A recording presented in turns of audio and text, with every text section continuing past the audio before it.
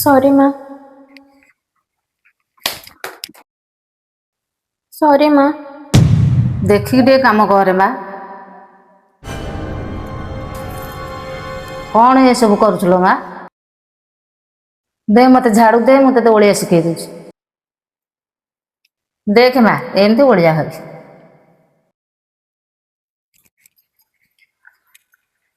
मानिए तुम बिना चीनी रे गरमा गरम चा।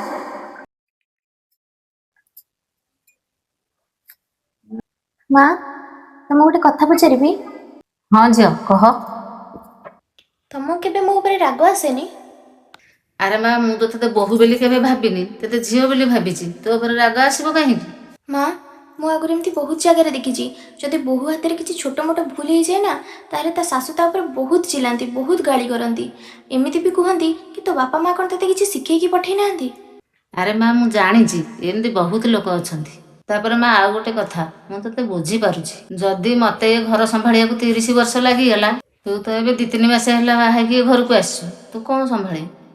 माँ मु बहुत भाग्यवान कि तुम भाया बुझला सुझला शाशु मत मिली।